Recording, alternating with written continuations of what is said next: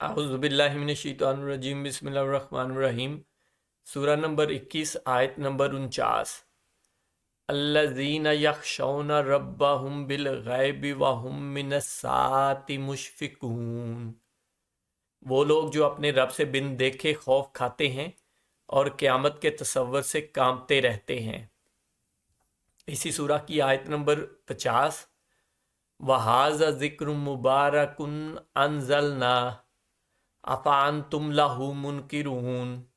اور یہ نصیحت و برکت والا قرآن بھی ہم ہی نے نازل فرمایا ہے، کیا پھر بھی تم اس کے منکر ہو؟ ہمارا قیامت کا ٹاپک چل رہا ہے اور اس میں کافی آیات میں شیئر کر چکا ہوں، اور ایک ایک کر کے اس ٹاپک کے ریلیٹڈ بڑی امپورٹنٹ آیات شیئر کر رہا ہوں۔ یہ آیات جو دو ہیں اکٹھی یہ جو ہم نے لاسٹ ویڈیو میں جو آیت پڑھی اس سے ایک آیت چھوڑ کے بالکل اس سے اگلی دو آیات ہیں۔ مینز ہم نے لاسٹ ویڈیو میں 47 نمبر اسی سورہ کی آیت کی تھی، اور آج 48 والی چھوڑ کے 49 اور 50 کر رہے ہیں۔ دونوں ہی ٹاپک قیامت کے ریلیٹڈ تھی، لیکن یہ جو دو آیات ہیں یہ بڑی ضروری ہیں، اس لیے میں نے مناسب سمجھا کہ دونوں اکٹھی کر لیں۔ چھوٹی چھوٹی سی آیات ہیں، جیسے کہ یہ آیت نمبر 49 کو اگر دیکھیں ہم، وہ لوگ جو اپنے رب سے بن دیکھے خوف کھاتے ہیں۔ بڑی ضروری یہ بات ہے کہ اللہ پاک ہمیں بن دیکھے ہم اپنے آپ پہ ایمان لانے کا وہ ہم سے یہ ہمیں حکم بھی دیتا ہے، اور ہم سے یہ توقع بھی کرتا ہے کہ ہم اس کی ایز اے مخلوق ہم اس پہ بن دیکھے ایمان لائیں گے۔ یہاں بن دیکھے کی تھوڑی سی میں وہ کر دوں کہ یہاں بن دیکھے ہے، بن سوچے سمجھے نہیں ہے۔ ہماری سوسائٹی میں، ہمارے معاشرے میں جو اللہ پاک پہ ایمان لانا اس کو زیادہ ترغیب دی جاتی ہے کہ ہم بغیر سوچے سمجھے، بس اللہ پاک تو اللہ ہے، وہ خالق ہے، مالک ہے، بس اس پہ ایمان لاؤ، کوئی کویسچن نہ کرو، کوئی سمجھو نہ کہ یہ ایسے ہوگا تو ایسے کیوں ہے، اللہ نے ایسے کیوں کیا تو ایسے کیوں ہوا، اللہ پاک نے یہ حکم ایسے نازل کیا تو اس کا کیا مقصد ہے۔ اس کویسچننگ کو وہ اللہ کے خلاف یا ایسے شو کروایا جاتا ہے کہ جیسے یہ پتہ نہیں ان کا ایمان نہیں یا یہ، اور اس پہ بڑے بڑے فتوے لگا کے اس کو کافر اور پتہ نہیں کیا کیا قرار دے کے کئیوں کو تو قتل کر دیا جاتا ہے، اور کئیوں سے تو مطلب وہ اس کو سوسائٹی میں اس کا کٹ آف کر دیا جاتا ہے، اور اس کے لیے زندگی تنگ کر دی جاتی ہے کہ اگر اس طرح کی کوئی چیزیں کرے۔ اور ہماری سوسائٹی میں اکثر یہ چیزیں ہوتی ہیں، ایون جو نان مسلمز ہیں ان کے ساتھ تو کیا کیا ہوتا ہے، وہ یہ ریسنٹ چرچ والا واقعہ ہی دیکھ لیں، اور ان کی تو زندگی پاکستان میں کیسی ہے۔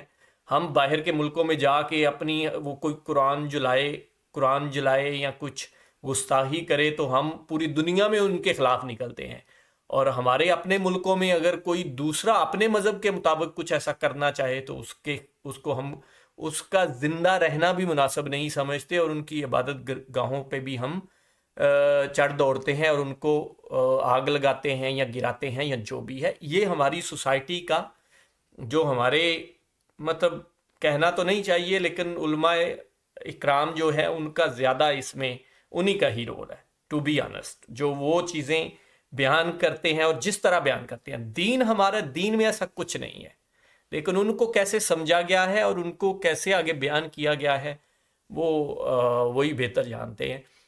تو بہرحال ہماری سوسائٹی میں اللہ پاک کو بن سوچے سمجھے مطلب وہ سوچ سمجھ کے اللہ پاک پہ ایمان لانے کا بھی وہ نہیں ہے، اس کی طرف ترغیب نہیں دی جاتی، بلکہ اس کو ڈسکریج کیا جاتا ہے بہت زیادہ، ہر حد تک۔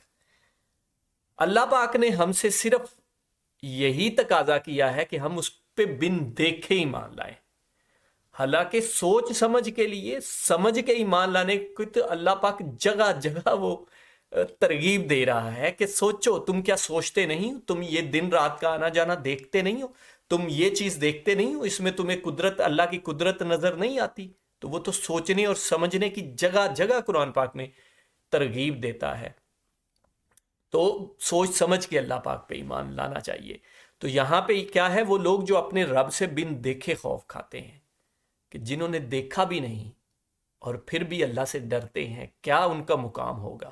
لیکن اس میں شرط یہ ہے کہ اللہ سے ڈرنا، خالی یہ کہنا نہیں کہ ہم ڈرتے ہیں، ہم اللہ پہ ایمان لاتے ہیں. ڈرنا مینس جس کا میں بار بار بار بار شروع سے لے کے جب سے یہ چینل بنا ہے، اپنی پہلی ویڈیو سے لے کے آج تک کی ویڈیو میں اس کا بار بار ذکر کرتا ہوں کہ اصل میں تقاضا یہی ہے کہ ہم اللہ سے صرف ڈریں. اور ڈریں کیا کہ ایک دن یہ اصل میں دین یہ ہے کہ اپنا ہر کام، اپنی ہر چیز اس لحاظ سے کریں کہ اللہ کے سامنے ایک دن پیش ہو کے سب کا جواب دینا ہے. اس بات سے ڈریں. یہ بات میں آلموسٹ ہر دوسری تیسری ویڈیو میں یہ ضرور دہراتا ہوں. اچھا، اور قیامت سے کانپتے رہتے ہیں یا قیامت کے تصور سے. اصل میں تو قیامت سے کانپتے رہتے ہیں، لیکن اس کا مطلب یہی ہے کہ قیامت کے تصور سے. تو آپ اندازہ لگائیں یہ قیامت کتنی ضروری ٹاپک ہے قرآن پاک کا، اور اس میں اللہ پاک ہمیں اس چیز کی ترغیب دیتے ہیں کہ آپ قیامت کا سوچ سوچ کے اس سے ڈرتے رہو، کانپتے رہو.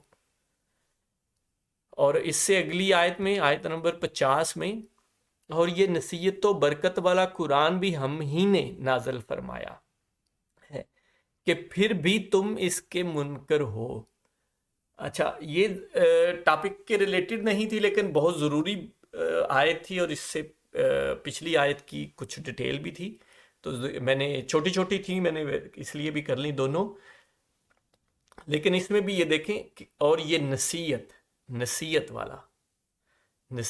والا قرآن پاک، حالانکہ اوپر یہ نصیحت و برکت والا تو نہیں ہے، اوپر تو ھذا ذکر مبارک انزلنا، کہ یہ جو ذکر مبارک ہے اس کو ہم نے ہی اتارا. قرآن بھی ہم ہی نے نازل فرمایا ہے، اللہ پاک نے ہی یہ نازل فرمایا ہے.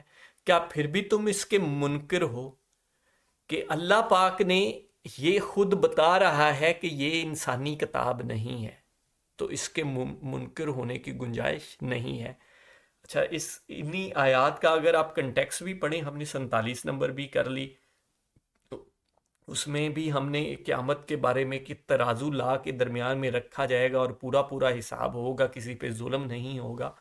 اور یہ بھی کنٹیکس تو آلریڈی ہے ہی ہے اگر پچھلی ویڈیو بھی دیکھی ہے تو.